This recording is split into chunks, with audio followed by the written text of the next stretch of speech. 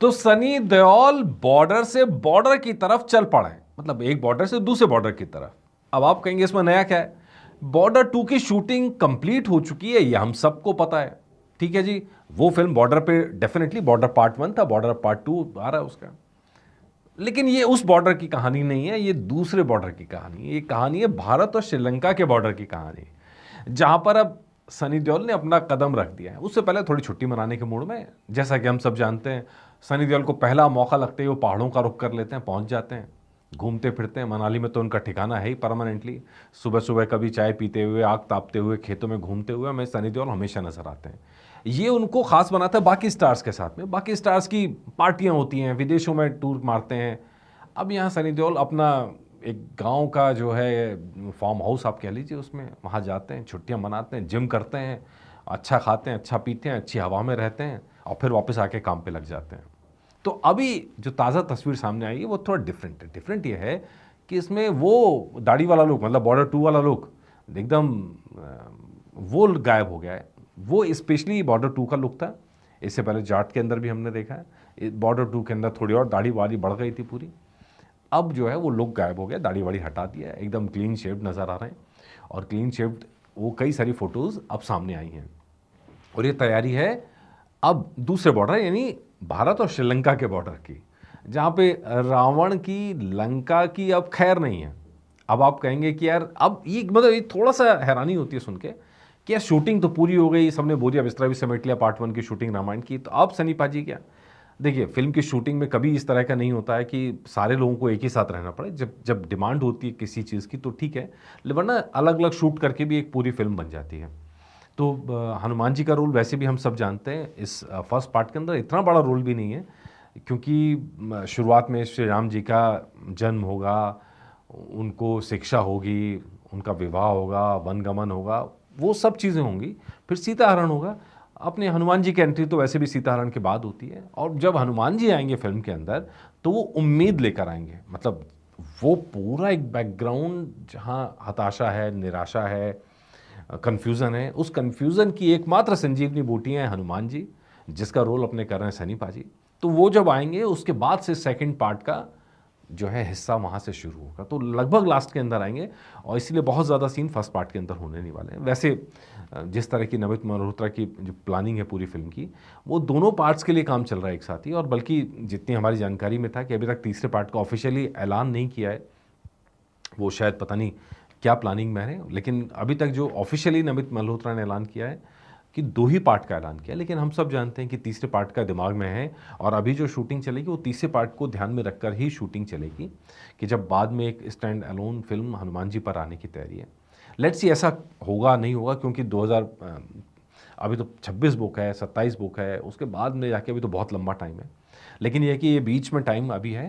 अगस्त से ऐसा सुन रहे हैं कि शूटिंग शुरू हो जाएगी रामायण की, जो सनी पाजी वाला पार्ट है उसके लिए। लेट्स सी इसमें छोटा पार्ट अभी रिकॉर्ड करते हैं या पूरे सीक्वेंस जिस तरह के हैं वो रिकॉर्ड करना शुरू करते हैं। उसके लिए इन्हें स्पेशल प्रेप भी करना पड़ेगा, प्रिपरेशन करना पड़ेगा।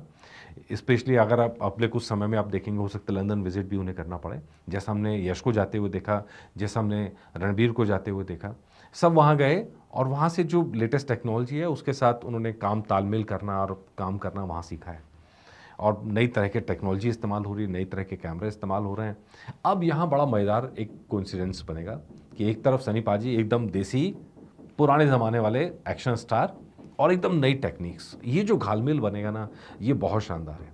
वैसे भी एक शानदार कॉम्बिनेशन इसके अंदर है। हम लगातार चर्चा करते रहें कि हनुमान जी की माइट, पावर, सामर्थ्य है वो, और उनका इनोसेंस, मासूमियत, सादगी, वो दोनों अगर किसी कैरेक्टर के अंदर नज़र आते हैं तो वो अपने सनी पाजी नज़र आते हैं। और यही जब कास्टिंग हुई तो यही सोच के उनको रखा भी गया फिल्म के अंदर।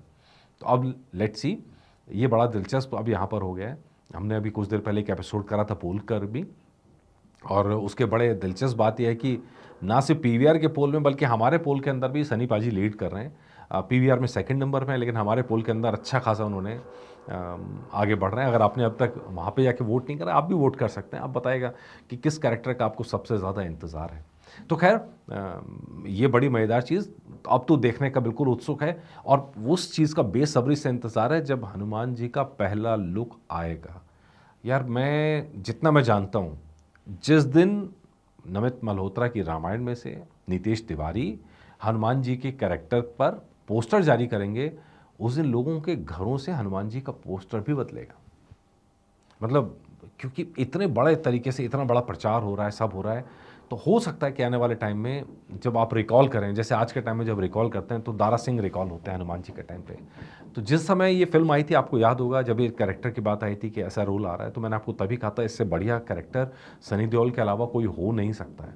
हालांकि उस समय बहुत सवाल उठे थे कि सच है कि नहीं है, लेकिन अब ये मैं दूसरी बात कह रहा हूँ कि जब कैरेक्टर लॉन्च होगा, वो जो पोस्टर्स आएंगे, तो भैया लोगों के घरों में पोस्टर्स लगेंगे।